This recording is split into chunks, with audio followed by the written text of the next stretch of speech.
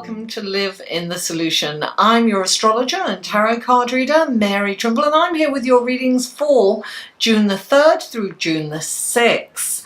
If you're new, welcome. Thank you for tuning in, and I really hope you enjoy these readings and that you will come back. And if you are returning, I really appreciate you. Thank you so much for all your love and support of my channel. Now, these are general readings, guys. So take what resonates and leave the rest. Please don't assume that everything I say here applies to you. And if you would like a personal, more tailored reading, go to my website. The link will be below in the Show More section, and you can visit my website and see what kind of readings that I offer. Now, let me see. These readings are in 3 sections, guys. The first section is the intro. The second is the general astrological events of the week, and the third is the tarot card section. So please, if you're checking out your sun, moon, and rising, you may skip the intro and the astrology section, and those timestamps will be below also.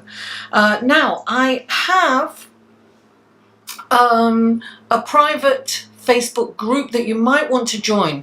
I'm going to start actually on Wednesday. I start a live feed every 2 weeks with my cards in hand to answer any questions you may have. And it's also a nice place to kind of have a discussion about life's challenges and solutions. So if you want to join that link is below also. Now, I am doing a workshop on Meet Your Spirit Guide. So that is going to be on, I believe, June the 10th. I'm not sure if it's June the 10th or June the 11th. Anyway, if you want to know more information about that, that will be below too, the link there. So without further ado, let's go to your astrology reading, shall we? Hello and welcome to your astrology section of your reading. And this is from June the 3rd through to June the 6th. Now, on June the 3rd, we have a new moon in Gemini. And this is a wonderful new moon. Gemini moved, the moon moved from Taurus on Saturday, I believe it was, into Gemini, getting in position for the new moon. So this is, it moved from a very heavy kind of earth sign into a really light air sign, Gemini. And so it's very kind of light, and it's like spring has sprung. Our energy will be lifted and we'll feel lighter and fresher, freer, if you will. Gemini is all about communication. And it also has Mercury, which is its ruling planet, is also in the sign of Gemini. And this is all about communication. Oh, the bells toll, that's my phone. It's all about communication, it's all about socializing, it's all about having fun, it's about being light and free and breezy, if you will. So Gemini kind of rules words, right? It's about words, the power of words. So it's also a dual sign. So there's some duality. You might want to observe where your duality exists. How does it show up for you? And think of the power of words and how words can uplift you and also, bring you down. So will you use your words for good or evil? Couldn't help myself, sorry. Perhaps, this is a time that you can really look at your communication and bring your vibration up, and will you raise people up or will you put them down? That is the question. Now, this wonderful new moon in Gemini is it's a really powerful opportunity to manifest wealth, and it's because Pluto and Saturn are in a lovely aspect to Venus at the same time. So this is a Wonderful time to launch a new product or a new service, or perhaps a social media campaign. So Pluto and Saturn in that lovely aspect of Venus, coupled with the new moon, really sets the stage for magnetism and financial expansion. So it really promises great success with some effort. Now, on Tuesday, June the 4th, at 4:05 PM Eastern Standard Time, Mercury moves into Cancer. Now, Mercury, as you know, is the planet of communication. It was just in Gemini. And it is moving into the sign of Cancer, of feeling and sensitivity. So Mercury in Cancer makes us better listeners, and it also makes us more thoughtful and sensitive, and it makes us a more caring communicator.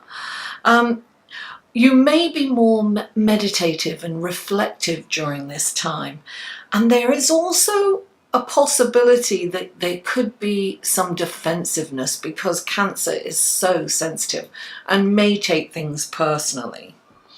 Now, on Saturday, June the 8th, at 8:37 PM, this is all Eastern Standard Time, Venus moves into Gemini. Now, Venus in Gemini is just moved out of its home sign of Taurus, where it's very tactile and cuddly and expressive and demonstrative. And it's moving into Gemini. And in Gemini, Venus is very flirtatious and coquettish. And, you know, it's about being free and having fun. Anything novel and new is exciting and interesting. And perhaps if you meet someone at this time, it may not have, the relationship may not have lasting power. However, it will be fun and exciting and a journey worth taking. And you never know, it could last, you don't know. Now, Gemini is much like, you know, a butterfly. Venus in Gemini is much like a butterfly flitting from flower to flower, staying long enough to taste that delicious nectar and then moving on to the next, you know, novelty, right? I wouldn't say that Geminis are philanderers per se, but they stay as long as they feel free and as long as it's fun and light, right? But once they feel restricted, they break out. They're like a speck of dust on the horizon. They're gone. So a bit of harmless flirting never did anyone any harm, and it's very good for the psyche. So you might want to try it and explore that flirtatious side of you during this time. So that's the astrological events of the week. Let's go to your tarot card, shall we? Hello, Libra, and welcome to your reading for your tarot card reading section of your reading. Oh my goodness. For June the 3rd through June the 9th. I believe we're halfway through the year already, Libra. What's going on? Okay. 3 cards for Libra. What wonderful guidance, blessings, and helpful information can you give Libra for this coming week? What wonderful, helpful information can you give? There's 1. 2 more cards for Libra, please. 2 more cards for Libra. What wonderful guidance, helpful information can you give Libra for this coming week? 2 more cards for Libra, please. 2 more cards for Libra. Oh, there's 1. 1 more. Wonderful blessings, guidance, and helpful information. 1 more card. There it is. Okay, let's turn it over. Okay. And let's go to your clarifying cards. Okay. I keep seeing 1 card every time I shuffle. See if it comes out.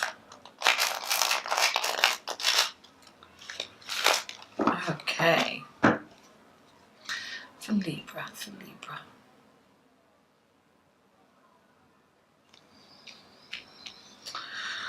Wonderful guidance, blessings, and helpful information can you give? There we go. Please clarify. Too many cards came out. Please clarify. Okay. Please clarify. For Libra. There it is. Okay. Lovely. Here are your cards. Now, the first card out for you is the Six of Pentacles.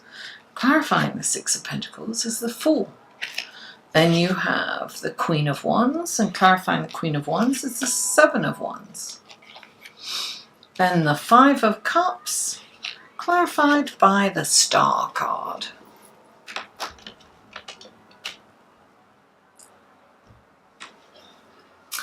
So the first card out for you, Libra, is the Six of Pentacles. This is the service card. It's about helping others. Look, this can go both ways. If you need help, help is coming. But if you are in a position to help others, then you're being asked to be of service to them. And that doesn't necessarily mean that you have to give them money, but you show up for someone in some way that's going to help them do, you know, carry an old person shopping, or go shopping for them, or pay a bill for someone who's, you know, struggling or something. But show up in service this week for someone. And look, clarifying that card is the Fool. This is like a new adventure, right? Things are changing for you. And when the Fool comes in, you're being asked to look upon this as an adventure, and not to be in fear and worrying about, you know, what's down the road, because nobody can guarantee what's around the corner, right? So this is about, you know, the Fool is very naive, and he will jump off a cliff and just assume that have faith that the wind will carry him down. And he's got his trusty dog right along with him. So the naivety kind of works in a way for him, because he just has this deep trust and faith that things will be okay. And that's what you're being asked, Libra. You're being asked to have faith and to trust that everything will be all right. And the next card you have is the Queen of Wands, and she's the hostess with the mostest. She's out there. She's networking. She's a fabulous mother, an amazing wife. She's got a business, or she's an executive. She's one of those people that can do everything, right? When she comes into a reading, what I'm getting is, don't underestimate yourself. This is about building your confidence and feeling secure in where you're going and what you're doing. And what's interesting here, so this is about having confidence and knowing your power and standing in your power. Now, clarifying it is the Seven of Wands. Seven actually is very introspective, number one. But when the Seven of Wands comes in, it's saying, don't compromise your values. Like, look, so don't succumb to peer pressure. Right? And I always use this analogy when this card comes up. Think of a jury, right? And you're in the jury, and there is room for doubt, but it's a Friday night and nobody wants to be sequestered. And they're all going with guilty, right? Guilty plea. And you just have doubts, and you don't think it's right. And so, you know, this is not, you know, and the peer pressure, they're like, you know, we want to go home. We don't want to be here, because if you're sequestered on a Friday night, you're going to have to stay the whole weekend, right? So there's a lot of pressure for you to vote the way they're voting. But when this card comes on, it's like, stand your ground, stand in your power, right? Know your confidence, right, with this. And don't compromise your values. It's okay. Look, you can, and it's really important not to come at this in anger or frustration. And it's important that you say, oh, I understand what you're saying. However, I really believe that is because of blah, blah, blah, blah, blah. So it's really putting your thoughts and opinions out there in a very cerebral way, you know, very soft and palatable way, slow and kind, because people don't hear anger and they don't hear frustration and they don't hear you. They hear kindness and they can hear the message. So you might sway everyone onto your side. But if you see he's coming from a higher perspective, right?